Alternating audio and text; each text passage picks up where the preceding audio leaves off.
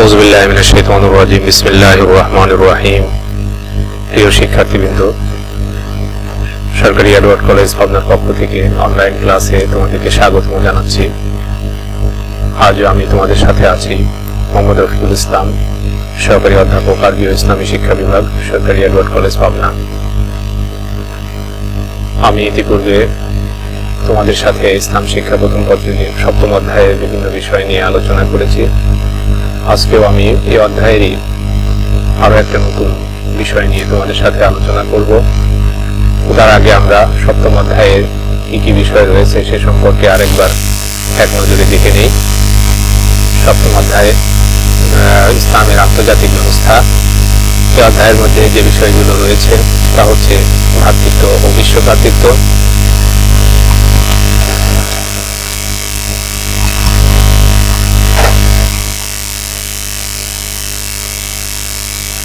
বিশ্ব শান্তি ও মুসলিম উম্মার দায়িত্ব,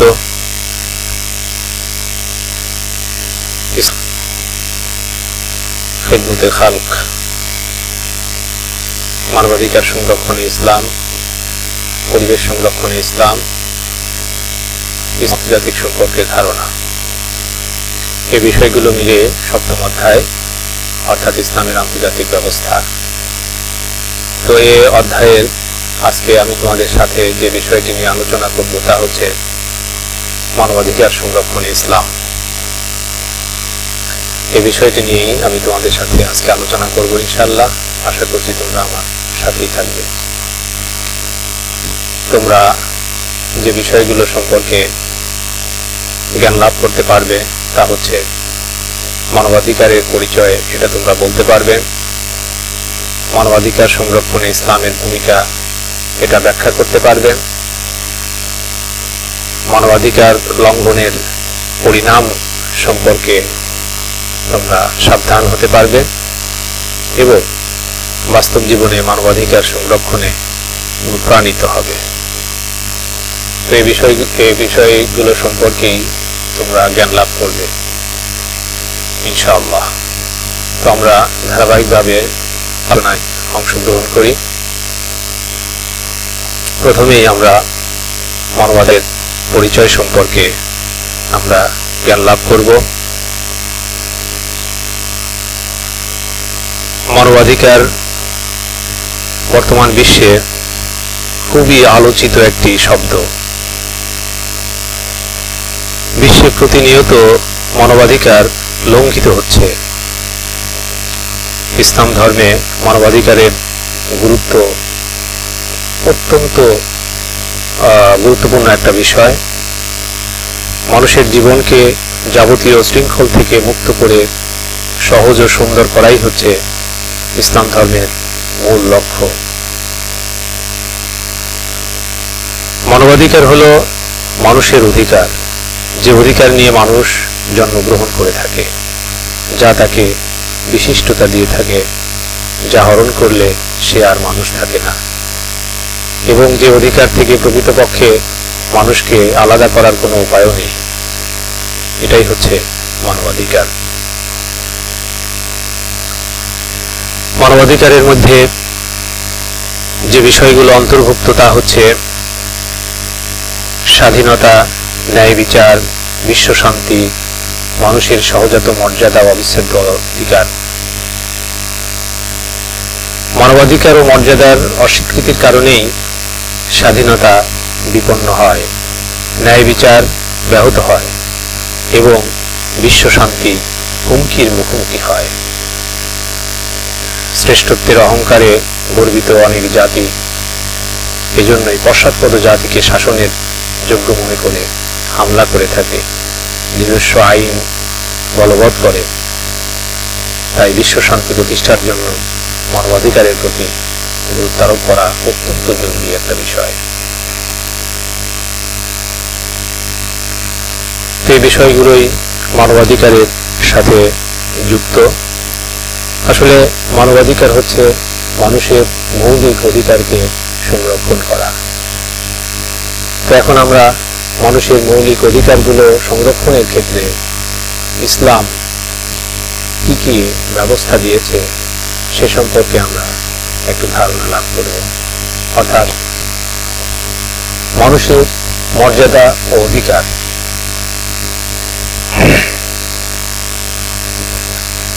ইসলাম মানুষের মর্যাদার উপরে অসাধারণ গুরুত্ব আরোপ করেছে। এই বিশ্ব চরাচরে সৃষ্টিকুলের মধ্যে যেহেতু মানুষ হচ্ছে সবচেয়ে মর্যাদার সৃষ্টি হিসেবে প্রতিষ্ঠিত করেছেন, তাদের চাইতে শ্রেষ্ঠতর হতে পারে। আল্লাহ তাআলা এই সৃষ্টির সেরা জীব মানুষের জন্যই পৃথিবীকে বাসযোগ্য করেছেন।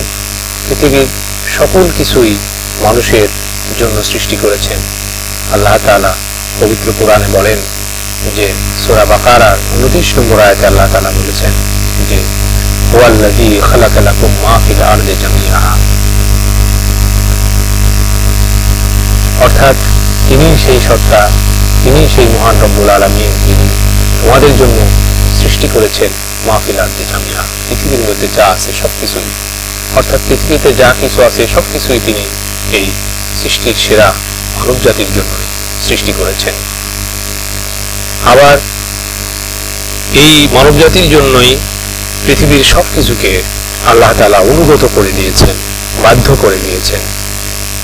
আল্লাহ তাআলা সূরা আল জাসিয়ার 13 নম্বর আয়াতে আল্লাহ তাআলা বলেন ওয়াসাখখারা লাকুম, এই কথাটি আল্লাহ তাআলা সূরা কাসাস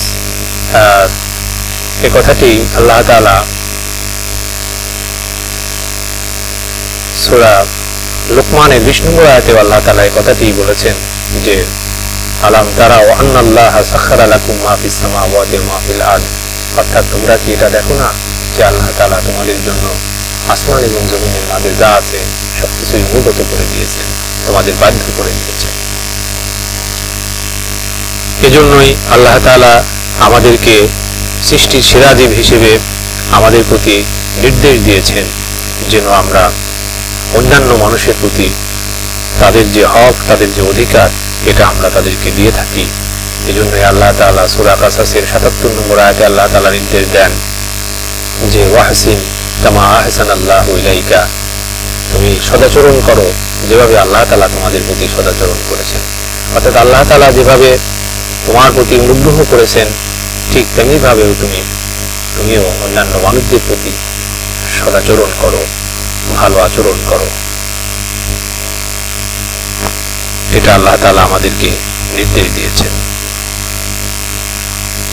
এজন্য মানুষের যে মর্যাদা, মানুষের যে অধিকার, এ সম্পর্কে একজন মানুষের মধ্যে যে শ্রেষ্ঠত্ব, এই শ্রেষ্ঠত্বের মাপকাঠি হিসেবে আল্লাহ তাআলা পবিত্র কোরআনে আরো এক জায়গায় ঘোষণা করেছেন। সূরা হুজরাতের 13 নম্বর আয়াতে আল্লাহ তাআলা বলেন যে ইন্না আকরামাকুম ইনদাল্লাহি আতকাকুম, নিশ্চয় তোমাদের মধ্যে সেই সম্মানিত ব্যক্তি, সেই বেশি আল্লাহ তাআলাকে ভয় করে থাকে। অর্থাৎ মানুষের শ্রেষ্ঠত্ব, মানুষের মর্যাদা, মানুষের অধিকার, পারস্পরিক অধিকার, এই বিষয়গুলো আল্লাহ তাআলার মাপকাঠি হিসেবে বলেছেন যে তোমাদের মধ্যে সেই সবচেয়ে বেশি সম্মানিত, তোমাদের মধ্যে সেই সবচেয়ে বেশি মর্যাদাবান, যে তোমাদের মধ্যে থেকে সবচেয়ে বেশি আল্লাহ তাআলাকে ভয় করে থাকে, তোমাদের মধ্যে থেকে যে সবচেয়ে বেশি তাকওয়াবান। এজন্য ইসলামে ধনী দরিদ্র, সাদা কালো, আরব অনারব, প্রাচ্য প্রাচ্য, উঁচু নিচু কোনো ভেদাভেদ নেই। ইসলামী আদর্শ অনুসারে সমগ্র মানব সমাজ এক জাতি, তারা সকলেই আদমের সন্তান এবং ইসলামী ভ্রাতৃত্ব বোধের বন্ধনে একে অপরে আবদ্ধ। এজন্যই আমাদের প্রিয় নবী সাল্লাল্লাহু আলাইহি ওয়া সাল্লাম বলেছেন যে লাইসা লিল আরাবি ফাদলুন আলাল আজামি ওয়ালা লিল আজামি আলাল আরবি, অর্থাৎ কোনো অনারবের উপর কোনো আরবের যেমন শ্রেষ্ঠত্ব নেই, ঠিক তেমনি ভাবে কোনো আরবের উপরও কোনো অনারবের শ্রেষ্ঠত্ব নেই। শ্রেষ্ঠত্বের মাপকাঠি হচ্ছে তাকওয়া। মহানবী সাল্লাল্লাহু আলাইহি ওয়াসাল্লাম আরো বলেছেন কুল্লুকুম মিন আদম ওয়া আদামু মিন তুরাবিন, তোমরা সকলেই একই আদমের সন্তান, আর আদমকে মাটি থেকে সৃষ্টি করা হয়েছে। অতএব মানুষের মর্যাদা ও অধিকারের ক্ষেত্রে গুরুত্বপূর্ণ যে বিষয়টা হচ্ছে সেটা হচ্ছে যে মানুষের মর্যাদাটা হচ্ছে তার কর্মের উপর নির্ভরশীল এবং তার মধ্যে কতটুকু তাকওয়া রয়েছে, কতটুকু ক্ষুধাভীতি রয়েছে, এর ভিত্তিতে মানুষের পারস্পরিক মর্যাদা নির্ধারিত হয়ে থাকে এবং সে কতটুকু মানুষের অধিকার আদায় করেছে এর উপর ভিত্তি করেই মানুষের মর্যাদাটা নির্ধারিত হয়ে থাকে।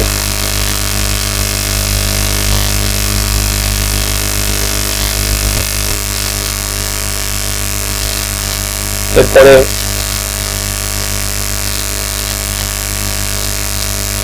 স্বাধীনতা ও নিরাপত্তার অধিকার কে নিয়েছে ইসলামে। সুলতানান ফালা ইউসরিফ ফিল কতল ইন্নাহু কানা মানসুরা।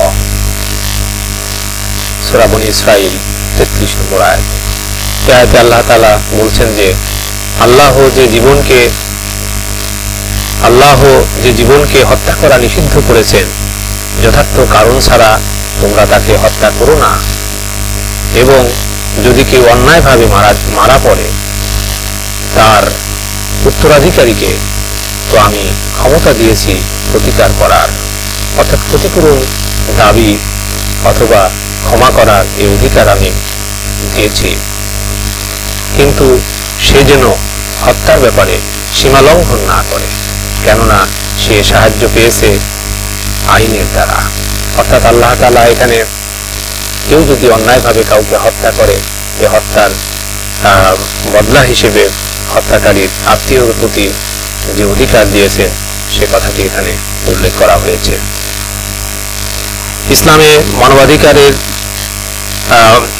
ইসলামে মানব জীবন অসংহত করার কারণে হরণ করতে, অর্থাৎ অন্যায়ভাবে কোনো মানব জীবনকে হত্যা করতে এটা নিষিদ্ধ করা হয়েছে। অর্থাৎ মানুষকে অন্যায়ভাবে হত্যা করা এটা ইসলামে নিষিদ্ধ করা হয়েছে। মহান আল্লাহ তাআলা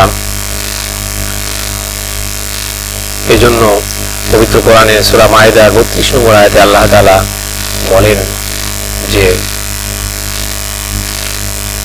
মিন আজালি যালিকা কাতাবনা আলা বনি ইসরাঈলা আন্নাহু মান কাতালা নাফসান বিগাইরি নাফসিন আও ফাসাদিন ফিল আরদি ফাকান্নামা কাতালান নাস জামিআ ওয়া মান আহইয়াহা ফাকান্নামা আহইয়ান নাস জামিআ। অত্যন্ত চমৎকার কথা বলা হয়েছে আয়াতে। আল্লাহ তাআলা এই আয়াতের মধ্যে বলেন যে নরহত্যা, যা পৃথিবীতে ধ্বংসাত্মক কার্যকলাপের অপরাধে অভিযুক্ত ব্যক্তি ছাড়া কেউ কাউকে হত্যা করলে সেই জন্য পৃথিবীর সমগ্র মানব গোষ্ঠীকে হত্যা করবে, আর কেউ কারো প্রাণ রক্ষা করলে সেই জন্য পৃথিবীর সমগ্র মানব গোষ্ঠীকেই প্রাণ রক্ষা করল। অর্থাৎ এখানে অন্যায়ভাবে মানুষকে হত্যা করাকে নিষিদ্ধ করা হয়েছে এবং বলা হয়েছে কেউ যদি কাউকে অন্যায়ভাবে হত্যা করে তাহলে সেই জন্য গোটা মানব জাতিকেই হত্যা করলো, আর যদি কেউ কারো জীবনকে বাঁচিয়ে দিল, জীবন রক্ষা করলো, সেই জন্য গোটা মানব জাতির জীবনকে রক্ষা করলো। এ কথা বলে আল্লাহ তাআলা এখানে মানুষের স্বাধীনতা ও নিরাপত্তার অধিকারকে প্রতিষ্ঠিত করেছেন। মহান আল্লাহ তাআলা আরো বলেন যে ওয়ালা তাকতুলু আওলাদাকুম মিন ইমলাকিন নাহনু নারযুকুকুম। অর্থাৎ খাদ্য দেবার ভয়ে তোমরা মানুষকে, খাদ্য দানের ভয়ে তোমরা তোমাদের সন্তানকে হত্যা করো না। যে সন্তানকে তোমরা খাদ্য দিতে পারবে না এই ভয়ে তোমরা সন্তানকে হত্যা করো না, কারণ নাহনু নারযুকুকুম, আমি তোমাদের রিজিক দিয়ে থাকি। সূরা নামের 51 নম্বর আয়াতে আল্লাহ তাআলা বলছেন যে দারিদ্র্যের ভয়ে তোমরা তোমাদের সন্তানদেরকে হত্যা করো না। লা তাকতুলু আওলাদাকুম মিন ইমলাকিন নাহনু নারযুকুকুম। অর্থাৎ দারিদ্র্যের ভয়ে তোমরা তোমাদের সন্তানদেরকে হত্যা করো না, আমি তোমাদের জীবিকার ব্যবস্থা করে থাকি। সূরা নাম 51 নম্বর আয়াত। শুধু অন্যকে হত্যা করতেই ইসলামে নিষিদ্ধ করা হয়নি, বরং ইসলামে আত্মহত্যার পথকেও নিষিদ্ধ করেছে এবং আত্মহত্যাকারীর জন্য কঠিন শাস্তির কথা ঘোষণা করা হয়েছে। মানুষের জীবনের নিরাপত্তা প্রসঙ্গে মহানবী সাল্লাল্লাহু আলাইহি ওয়াসাল্লাম বিদায় হজের ভাষণে বলেছেন যে তোমাদের জান, মাল ইজ্জত আবরুর উপর হস্তক্ষেপ তোমাদের উপর হারাম করা হলো। তোমাদের এই দিন, এই মাস এবং এই শহর যেমন পবিত্র সম্মানিত, অনুরূপভাবে উপযুক্ত বিষয়গুলো সম্মানিত পবিত্র। অতএব তোমরা সাবধান, আমার পরে তোমরা পরস্পরের হত্যাকারী হয়ে কাফিরদের দলভুক্ত হয়ে যেও না। বিদায় হজের ভাষণ এটা নবী সাল্লাল্লাহু আলাইহি ওয়াসাল্লাম ঘোষণা করেছেন। তাহলে এই আলোচনা থেকে আমরা যে বিষয়টি জানলাম যে এখানে মানুষের অধিকার, মানুষের স্বাধীনতা সম্পর্কে পবিত্র কোরআনে সুস্পষ্ট ঘোষণা এসেছে। এখানে হত্যাকে নিষিদ্ধ করা হয়েছে এবং কেউ যদি কাউকে অন্যায়ভাবে হত্যা করে সেই জন্য গোটা মানব জাতিকেই হত্যা করলো বলে ঘোষণা করা হয়েছে। অনুরূপভাবে কেউ কারো জীবন বাঁচালে সেই জন্য গোটা মানব জাতির জীবন বাঁচালো বলে উল্লেখ করা হয়েছে। এমনকি ইসলামে আত্মহত্যার কোনো স্থান নেই, আত্মহত্যাকে এখানে পাপ বলা হয়েছে। এবং মানুষের মর্যাদা ও সম্মানের ক্ষেত্রে এখানে সুস্পষ্ট ঘোষণা বিদায় হজের মাধ্যমে মহানবী সাল্লাল্লাহু আলাইহি ওয়াসাল্লাম দিয়েছেন। সেই জন্য অন্যের জীবনের নিরাপত্তা নিশ্চিত করার লক্ষ্যে ইসলাম হত্যাকে যেমন হারাম করেছে এবং হত্যার বিনিময়ে আইনত হত্যার বিধি প্রবর্তন করেছে, এটা অত্যন্ত কঠোরভাবে, কঠিনভাবে এটা কার্যকর করা হয়ে থাকে। এগুলোই হচ্ছে মানুষের মানবাধিকার প্রতিষ্ঠায় ইসলামের ভূমিকা।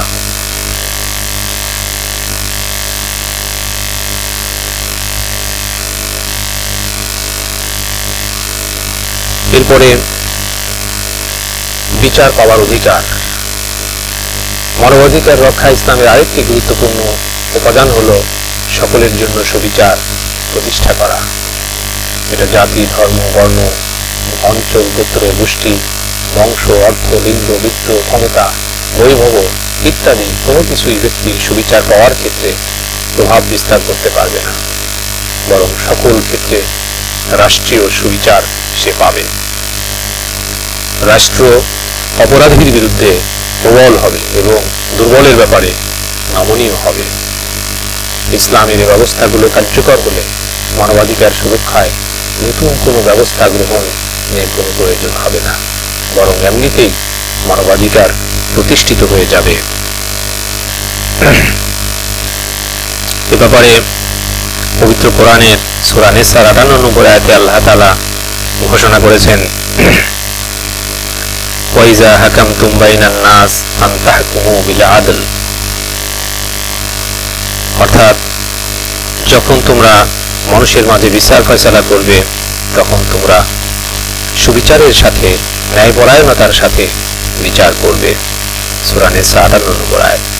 এছাড়াও সূরা মায়েদার 42 নম্বর আয়াতে আল্লাহ তাআলা বলেন, ওয়াইন হাকামতা ফাহকুম বাইনাহুম বিল কিসত ইন্নাল্লাহা ইউহিব্বুল মুকসিতিন।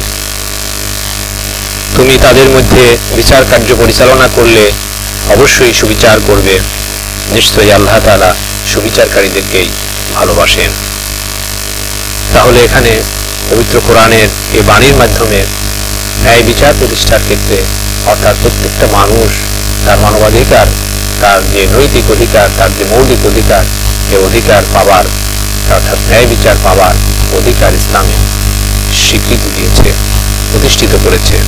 এটা মহান রব্বুল আলামিন মানুষের উপরে, অর্থাৎ যারা রাষ্ট্র পরিচালনা করবে তাদের উপরে, যারা বিচার ফয়সালা করবে তাদের উপরে এটা আবশ্যিক করে দিয়েছেন, ফরজ করে দিয়েছেন, নির্দেশ দিয়েছেন। এরপরে ব্যক্তিগত সম্পদের অধিকার। ব্যক্তিগত সম্পদ বলতে এখানে বেঁচে থাকার জন্য অত্যাবশ্যকীয় যে উপাদান, যে সম্পদ সব মানুষেরই প্রয়োজন, যে সম্পদটা প্রত্যেকটা মানুষেরই প্রয়োজন, কেউই এ প্রয়োজন অস্বীকার করতে পারে না, অপেক্ষা করে না। এ কারণে অর্থ সম্পদ মানুষের খুবই প্রিয়, কারণ সুখময় ও স্বাচ্ছন্দ্যপূর্ণ জীবন গড়ার ক্ষেত্রে অর্থ অত্যন্ত আবশ্যকীয় একটা উপাদান। অর্থ সম্পদ উপার্জন, সঞ্চয় ও ব্যয়, তাই মানুষের প্রচেষ্টা অপরিসীম। ইসলাম মানুষের অর্থ সম্পদের নিরাপত্তা নিশ্চিত করেছে। একজনের জন্য অন্যের সম্পদ ভোগ, দখল ও আত্মসাৎকে এজন্য হারাম করা হয়েছে।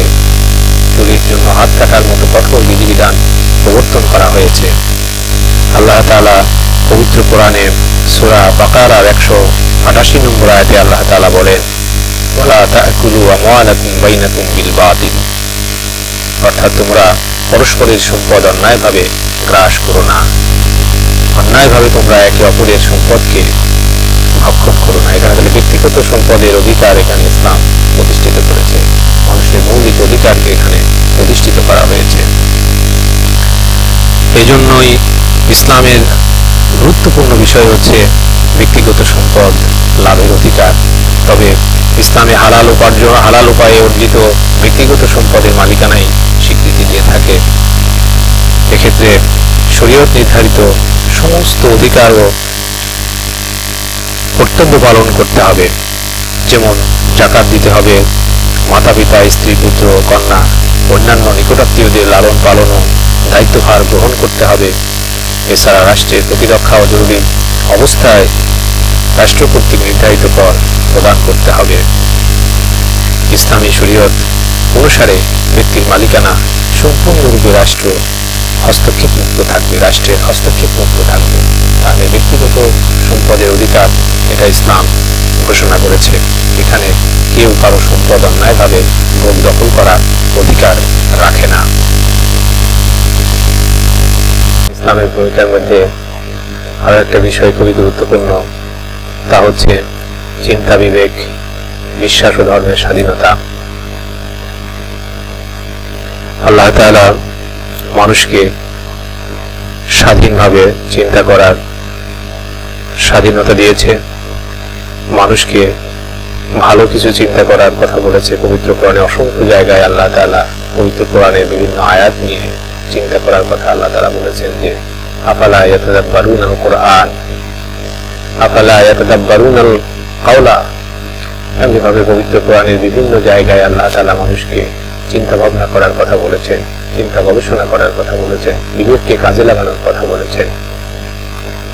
আল্লাহ তাআলা মানুষকে স্বাধীনভাবে যেমন চিন্তা করার কথা বলেছেন, আবার জ্ঞানের মাধ্যমে সেই চিন্তাকে নিয়ন্ত্রণ করার কথাও বলা হয়েছে। এটাই হচ্ছে আশরাফুল মাখলুকাত হিসেবে মানুষের গুরুত্বপূর্ণ বৈশিষ্ট্য। ইসলাম মানুষের বিবেক ও ধর্মবিশ্বাসের স্বাধীনতার স্বীকৃতি দিয়েছে, মানুষকে বিবেকসম্মত শালীন কথা বলার অধিকার দিয়েছে, একে চর্চা করার উৎসাহ দিয়েছে। আল্লাহ তাআলা পবিত্র কোরআনে ঘোষণা করেছেন লা ইকরাহা ফিদ-দীন ক্বাদ তাবায়্যানা রুশদু মিনাল গায়্য, অর্থাৎ ধর্মের ব্যাপারে কোনো বাড়াবাড়ি নেই, জবরদস্তি নেই। সত্য মিথ্যা থেকে আলাদা হয়ে গেছে, সুস্পষ্ট হয়ে গেছে, সত্য এবং মিথ্যা দুটা রাস্তা পৃথক হয়ে গেছে। অতএব এখানে স্বাধীনভাবে মানুষ যে পথে খুশি সে পথে চলবে, এখানে কেউ কারো উপর জবরদস্তি করবে না। অর্থাৎ মানুষের দায়িত্ব হচ্ছে তাকে সঠিক পথে আহ্বান করা। মানুষকে আল্লাহ তাআলা দুটা রাস্তা দেখিয়ে দিয়েছেন, এই দুটা রাস্তার মধ্যে মানুষ তার পছন্দ মতো রাস্তা চুজ করবে, এখানে কেউ কারো উপরে হস্তক্ষেপ করবে না। এটাই হচ্ছে ইসলামের স্বাধীন ধর্মের ব্যাপারে স্বাধীনতা।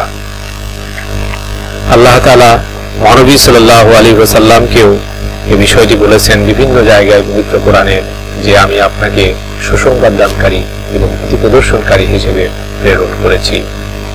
আল্লাহ তাআলা সূরা গাশিয়ার 21 এবং 22 নম্বর আয়াতে আল্লাহ তাআলা বলেছেন যে ফাযাক্কির ইন্নামা আনতা মুযাক্কিরিন লাস্তা আলাইহিম বিমুসাইতিরিন, অর্থাৎ আপনি তাদেরকে সদুপদেশ দিয়ে যান, আপনি তাদেরকে সদুপদেশ দিতে থাকুন।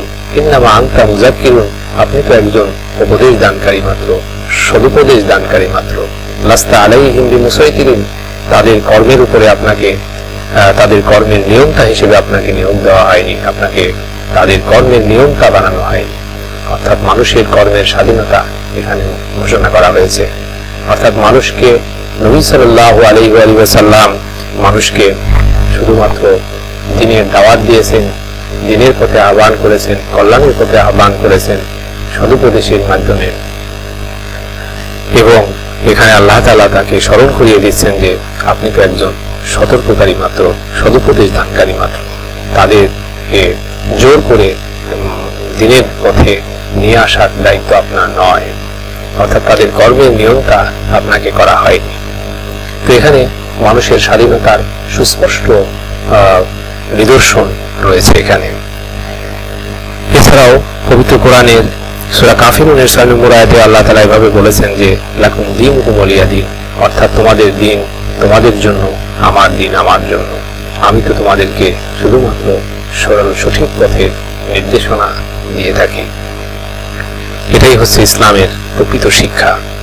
ইসলামে সত্যের পথে মানুষকে আহ্বান জানানো হয়, সত্য গ্রহণে উৎসাহিত উদ্বুদ্ধ করা হয়, কিন্তু ইসলাম গ্রহণে বাধ্য করা হয় না। তাই ইসলামী রাষ্ট্রে সকলে নিজ নিজ ধর্ম পালনের স্বাধীনতা ভোগ করে থাকে। এটাই হচ্ছে ইসলামের মানবাধিকার প্রতিষ্ঠার ক্ষেত্রে মানুষের চিন্তা, বিবেক, বিশ্বাস ও ধর্মের স্বাধীনতা।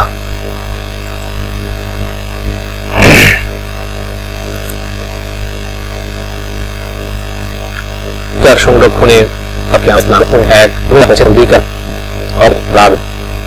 মহিলাদের মান সম্ভ্রমের নিরাপত্তা লাভের অধিকার, অন্ন, বস্ত্র, শিক্ষা, চিকিৎসা, স্বাস্থ্য, বিনোদন এগুলো পাওয়ার অধিকার, ন্যায় আচরণ লাভের অধিকার, সমতার অধিকার, পাপ কাজ বর্জন করার অধিকার, রাজনৈতিক কার্যক্রমে অংশগ্রহণের অধিকার, ব্যক্তি স্বাধীনতা, মান সম্মানের নিরাপত্তার অধিকার, ব্যক্তিগত গোপন জীবনের নিরাপত্তা, জুলুমের বিরুদ্ধে প্রতিবাদ করার অধিকার, এছাড়াও স্বাধীন মতামত প্রকাশের অধিকার, স্বাধীন বিবেক ও বিশ্বাসের অধিকার, ধর্মীয় অনুভূতিতে আঘাত থেকে বাঁচার অধিকার, সত্য সভা সমাবেশে অংশগ্রহণের অধিকার, অপরের কর্মকাণ্ডের দায় দায়িত্ব থেকে অব্যাহতি পাওয়ার অধিকার, সন্দেহের শিকার হওয়া থেকে মুক্ত থাকার অধিকার।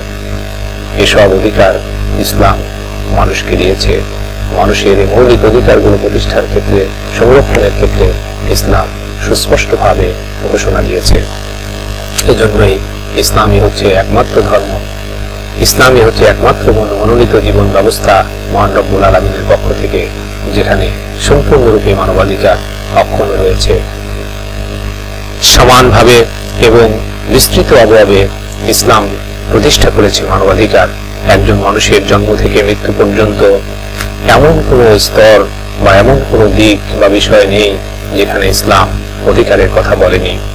এই অধিকার যদি লঙ্ঘিত হয় তাহলে মানুষের বেঁচে থাকা অর্থহীন ও অসম্ভব হয়ে পড়ে। মানুষই মানুষের অধিকার হরণ করে থাকে, ফলে ব্যক্তি ও সমাজ জীবনে দেখা দেয় বিশৃঙ্খলা, সৃষ্টি হয় অরাজকতা, এমনিভাবে ক্রমশ নষ্ট হয় দেশের শান্তি, বিশ্বের শান্তি। তাই মানুষের সহজাত অধিকারের স্বীকৃতি প্রদানের মাধ্যমে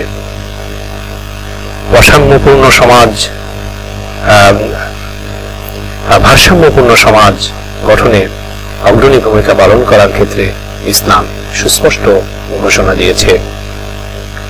অতএব এই আলোচনা থেকে আমরা মানবাধিকার সংরক্ষণে ইসলামের যে ভূমিকা, সে ভূমিকা সম্পর্কে আমরা মোটামুটি ভাবে একটা ধারণা লাভ করলাম। প্রিয় শিক্ষার্থীবৃন্দ, বিষয়গুলো সম্পর্কে তোমরা আরো চিন্তা ভাবনা করবে, আরো স্টাডি করবে। এখন আমি তোমাদের বাড়ির কাজ হিসেবে একটা প্রশ্ন রেখেছি, এই প্রশ্নটি তোমরা সমাধান করবে। ইসলাম ও মানবাধিকার ইসলাম ও মানবাধিকার সম্পর্কে তোমার যে উপলব্ধিটা বর্ণনা করবে। তো ধন্যবাদ সবাইকে, ভালো থেকো। আগামীতে আবার দেখা হবে ইনশাআল্লাহ।